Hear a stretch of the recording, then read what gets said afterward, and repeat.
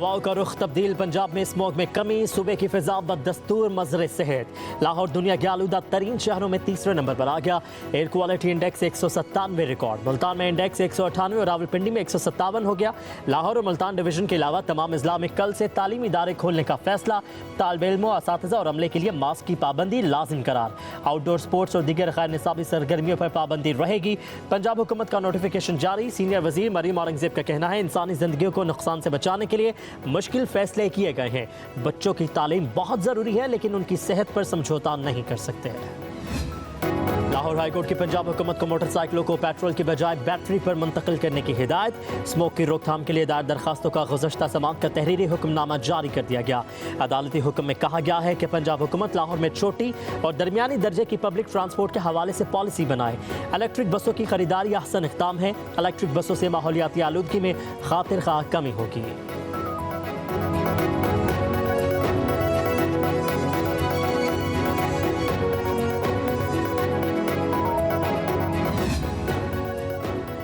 National election plan की epics committee का इजलास रीशेड्यूल। इजलास अब कल वज़ीर आज़म शहबाज शरीफ की सदारत में होगा।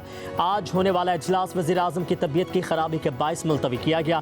कल होने वाले इजलास में आलास्करी और सिविल क़यादत, वफाकी वज़रा शिरकत करेंगे। अमन व अमान की मजमूई सूरत हाल का तफसीली जायज़ा लिया जाएगा। खैबर पख्तूनख्वा बलूचिस्तान में दहशत गर्दी के बढ़ते वाक़यात की वजूहात का जायज़ा लिया जाएगा। सूबों और वफाक के दरमियान कोऑर्डिनेशन बेहतर बनाने और इंटेलिजेंस मालूमात की मौसर शेयरिंग पर भी गौर किया जाएगा। इजलास में दाखिली सलामती को यकीनी बनाने के लिए अहम फैसलों की भी मंजूरी दी जाएगी।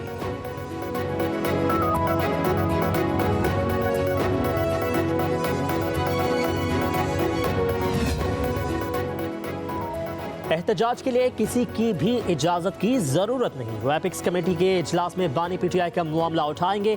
वज़ीर आला खैबर पख्तूनख्वा अली अमीन गंडापुर का कहना है बानी पीटीआई की रिहाई के लिए हर सूरत इस्लामाबाद पहुंचेंगे। हम वापस नहीं आएंगे, चाहे हमारे साथ जो भी हो जाए। कशीदगी किसी के मफाद में नहीं, मसाइल को हल करने की ज़रूरत है। दहशत गर्दी के खिलाफ जंग में फ़ौज और कानून नाफिज करने वाले इदारों की कुर्बानियों का एहतराम है।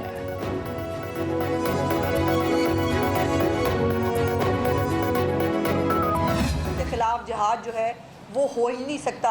ये खारजी जो है जो पाकिस्तान में इंतशार चाहते हैं, वो अगर तालिबान की तरह अल जहाद के नारे लगाएंगे तो फिर उनके साथ वही सलूक होगा जो खारजियों के साथ करना चाहिए। जो गैर सियासी खातून है, खातून अव्वल, बस इतनी ही गैर सियासी हैं कि वो सिर्फ रिमोट कंट्रोल पे एक वज़ीर आज़म को चलाया करती थी, सिर्फ तकरीर कर रही हैं।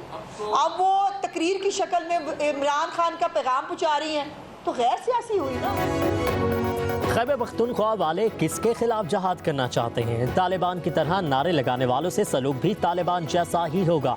क्या बैरिस्टर सैफ फैमिली के हमरा मरने के लिए चलेंगे? दूसरों के बच्चे क्यों निकले? पंजाब की वज़ीर इत्तलात अस्मा बुखारी की न्यूज़ कॉन्फ्रेंस बोली, कहा जाता है बुशरा बीबी गैर सियासी है, वो तकरीर की शक्ल में बानी पीटीआई का पैगाम पहुँचा रही हैं।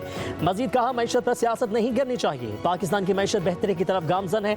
महंगाई सिंगल डिजिट पर आ चुकी है। आम आदमी को रिलीफ देने की कोशिश की जा रही है। पंजाब के खसारे का प्रोपेगेंडा किया गया। पंजाब वाहिद सूबा है जो सरप्लस जा रहा है। प्रोपेगेंडा करना एक जमात का वतीरा है।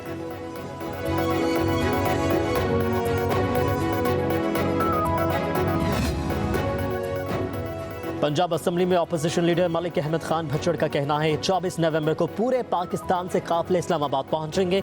पुरअमन एहतजाज करना हमारा हक है। पंजाब पुलिस ने फस्तायत शुरू कर दी है। हमारा टकराव का कोई इरादा नहीं है। खैबर पख्तूनख्वा के मशीर इत्तलात बैरिस्टर सैफ ने कहा अली अमीन गंडापुर की सरबराही में खैबर पख्तूनख्वा का काफिला इस्लामाबाद पहुंचेगा। नौजवानों से इस बार बानी पीटीआई को जेल से निकालने का मुकम्मल तहैया कर रखा है। एहतजाज के दौरान मुतालिबात की मंजूरी तक वापसी की कोई गुंजाइश नहीं होगी। बानी पीटीआई और तमाम सियासी कैदियों को निकालकर मैंडेट वापस करना होगा।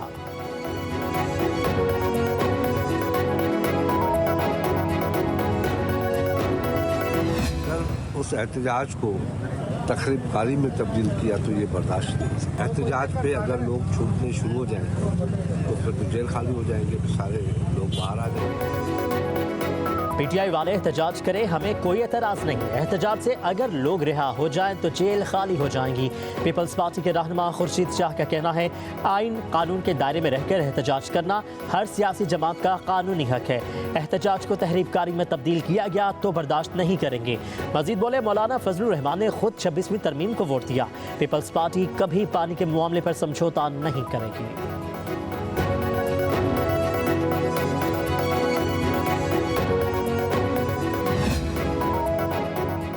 वज़ीर आला खैबर पख्तूनख्वा ने मुश्तरका मुफादात काउंसिल का इजलास बुलाने के लिए वज़ीर आज़म को ख़त लिख दिया। अली अमीन गंडापुर ने ख़त में कहा कि आईन पाकिस्तान के आर्टिकल 154 के तहत 90 रोज़ में इजलास मुनक़्क़िद करना लाजमी है। जनवरी 2024 के बाद से ये आइनी तकाजा पूरा नहीं किया जा रहा।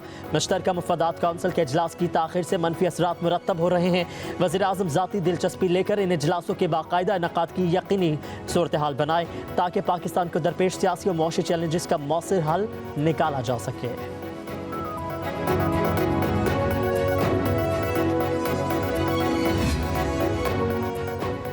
चेयरमैन पीपल्स पार्टी बिलावल भुट्टो की नाराज़गी दूर करने के लिए हुक्मरान जमात मुतहरिक पीपल्स पार्टी की क़यादत से राबता करने और तहफ़्फ़ुज़ात दूर करने का टास्क नायब वज़ीर आज़म इसहाक़ डार को सौंप दिया गया। चंद रोज़ में वज़ीर आज़म शहबाज शरीफ की बिलावल भुट्टो से मुलाकात का भी इम्कान है। चेयरमैन पीपल्स पार्टी ने मुस्लिम लीग नून पर 26वीं आईनी तरमीम की मंजूरी के बाद वादों से इनहराफ करने का इल्ज़ाम आयद किया था।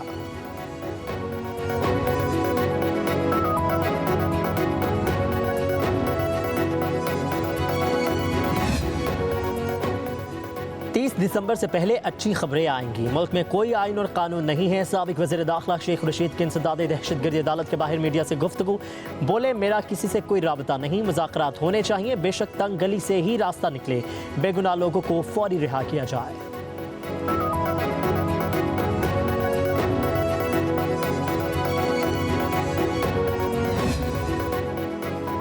सियासी और अस्करी क़यादत पाकिस्तान को मौशी इस्तेहकाम की राह पर गामजन करने के लिए कोशा है। खालिद मकबूल सदीकी की MQM के मरकज़ बहादराबाद में इजलास में गुफ्तगू। कहा कि पाक फौज के जवान पाकिस्तान के बैरूनी और अंदरूनी दुश्मनों से हालत जंग में है। पाकिस्तान इस वक्त किसी सतह पर मुज़ाहमती सियासत और सियासी अदम इस्तेहकाम का मुतहम्मिल नहीं हो सकता। PTI समेत तमाम छोटी और बड़ी सियासी जमातों को सियासी बुर्दबारी और बर्दाश्त का मुजाहरा करना चाहिए।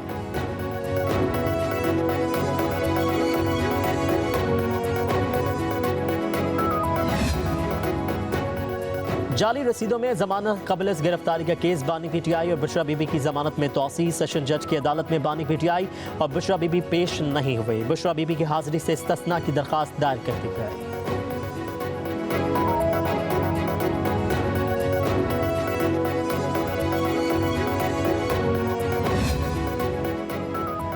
आईनी बेंच ने 50% से ज़ायद वोट लेने वाले उम्मीदवारों को कामयाब करार देने के लिए दायर दरख्वास्त खारिज कर दी। सुप्रीम कोर्ट का दरख्वास्त गुजार को 20,000 रुपये जुर्माना। जस्टिस मोहम्मद मजहर ने रिमार्क्स दिए, किस आईनी शिक के तहत उम्मीदवार के लिए इलेक्शन में 50% वोट लाजमी करार दिया जाए।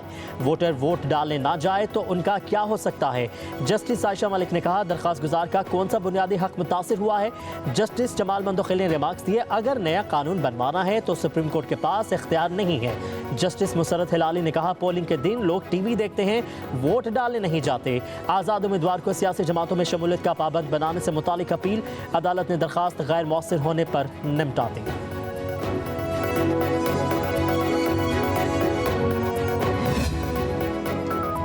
वफाकी हुकूमत का PIA की निजकारी के लिए दोबारा बोलियां तलब करने का ऐलान। वजीर निजकारी अलीम खान ने कहा, वजीर आज़म शहबाज शरीफ का PIA की दोबारा निजकारी पर फोकस है। PIA में मुनाफा बख्श इदारा बनने का पूरा पोटेंशियल है। अगर PIA को बेचना है तो हुकूमत को बड़ा दिल करना पड़ेगा। सेक्रेटरी निजकारी कमीशन ने कहा, दोबारा बोलियों की तरफ गए तो ये एक मुख्तसर प्रोसेस होगा। PIA की निजकारी के पहले अमल के दौरान काफ़ी हद तक काम हो चुका है।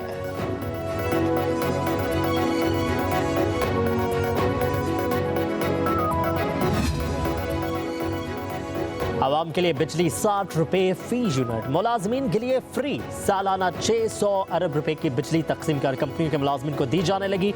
मुफ्त बिजली इस्तेमाल करने वालों में हाजिर सर्विस के साथ साथ रिटायर्ड मुलाजमीन भी शामिल। नॉन डिस्कोज मुलाजमीन को मुफ्त बिजली के होशरुबा तफसीलात सामने आ गई। रिपोर्ट के मुताबिक एक साल में 1,88,151 डिस्कोज मुलाजमीन को 14 अरब 15 करोड़ की मुफ्त बिजली दी गई। लेस्को के 35,852 मुलाजमीन ने 2 अरब 68 करोड़ 43 लाख से ज्यादा की बिजली इस्तेमाल की है।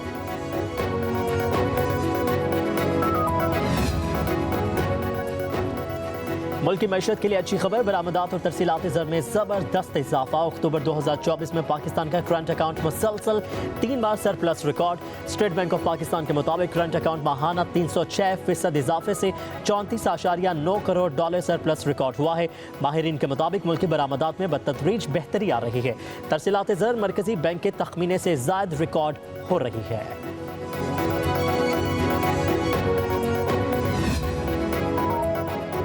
पाकिस्तान को 2050 तक लो कार्बन ट्रांजिशन के लिए 390 अरब डॉलर्स की जरूरत है।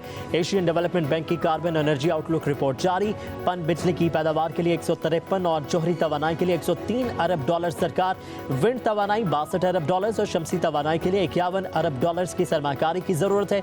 बिजली की तलब और ग्रिड के इस्तेहकाम को बरकरार रखने के लिए ट्रांसमिशन और डिस्ट्रीब्यूशन में 22 अरब डॉलर्स की सरमाकारी जरूरी है। तवानाई के शोबे से ग्रीन हाउस गैसों का अखराज 2030 में तकरीबन 23% और 2050 में 36% कम हो जाएगा।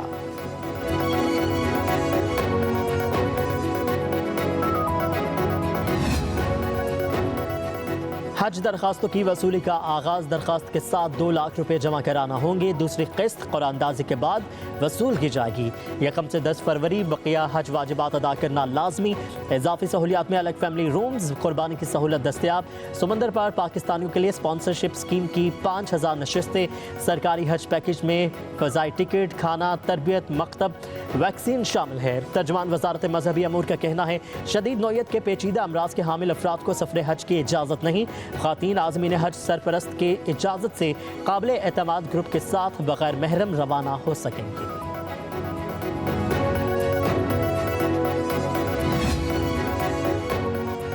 मोहब्बत और पाकिस्तान में सब कुछ जायज़ है। सिंध हाई कोर्ट के जस्टिस जफर अहमद राजपूत के मज़ार कायद के करीब गैर कानूनी तामीरात के केस में रिमार्क्स। दरख्वास्त गुजार के वकील ने कहा जमशेद टाउन के प्लॉट 211 पर गैर कानूनी प्लाजा तामीर किया जा रहा है। ये तामीर मज़ार कायद के तक़द्दुस के खिलाफ है। प्लाजे में बुकिंग के लिए इश्तिहारात भी जारी किए जा रहे हैं। जस्टिस जफर अहमद राजपूत ने कहा कि मुल्क के मौजूदा हालात में आप क्या सिर्फ इश्तिहार पर यकीन कर सकते हैं। अदालत ने मज़ीद दलाल तलब कर लिए हैं। समाअत 3 हफ्ते के लिए मुलतवी।